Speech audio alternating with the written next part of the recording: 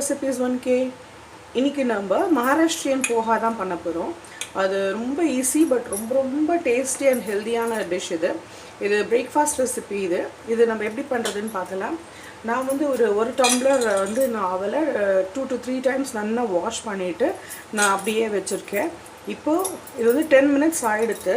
இப்போ வந்து இதுல just ஒரு half teaspoon sugar, அப்புறம் இதுக்கு தேவையான அளவுக்கு salt.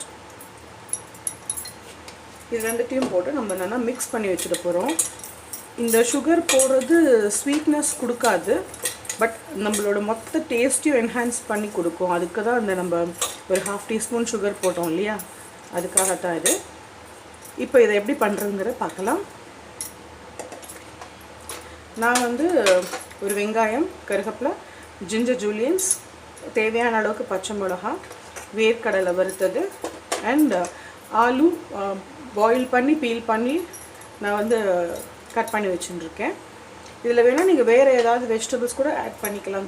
கேரட் கிரேட் பண்ணி போட்டுக்கலாம், அதுவே ரொம்ப நல்லா இருக்கும். இப்போ நம்ம என்ன பண்ண போறோம்னா ஒரு கடாயை எடுத்து சுட பண்ணிக்கலாம். ஒரு 2 teaspoons ஆயில் போட்டிருக்கேன். கடுகு சேர்த்துக்கலாம். கடுகு பொரியட்டும். கடுகு பொரிஞ்சாச்சு. அதில் லிபரலாக பொரிச்சு கொட்டிக்கலாம். ஹிங் சேர்த்துக்கலாம். நல்லா செவந்தாச்சு. இப்போது இந்த கருவேப்பிலை, இஞ்சி, பச்சை மிளகாய், வெங்காயம் இதெல்லாம் சேர்த்துட்டோம்னா இதில் மஞ்சள் பொடி சேர்த்துக்கலாம். வெங்காயம் அண்ட் இந்த உருளைக்கிழங்கு சேர்க்க போகிறோம் இல்லையா, அதுக்கு மாத்திரம் தேவையான சால்ட் சேர்த்துக்க போகிறோம்.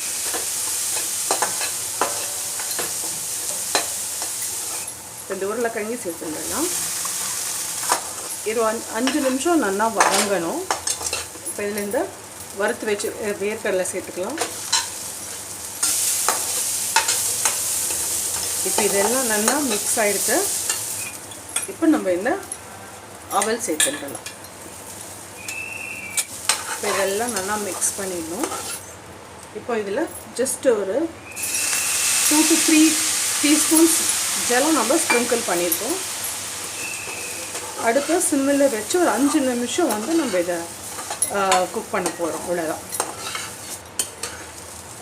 இப்போ அவல் நல்லா சாஃப்ட் ஆகிடுது. இதில் இப்போ நம்ம என்ன பண்ண போகிறோம்னா ஸ்டவ் ஸ்விட்ச் ஆஃப் பண்ணிடலாம். அப்புறம் நான் இந்த குவான்டிட்டிக்கு தேவையான அளவுக்கு லெமன் ஜூஸ் சேர்த்துருக்கேன். ஒரு சின்ன லெமன் எடுத்து புழிஞ்சு வச்சுருக்கேன், அதை சேர்த்துட்டேன். மிக்ஸ் பண்ணிடலாம். அப்புறம் லிபரலாக கொத்தமல்லி தழை சேர்த்துடலாம்.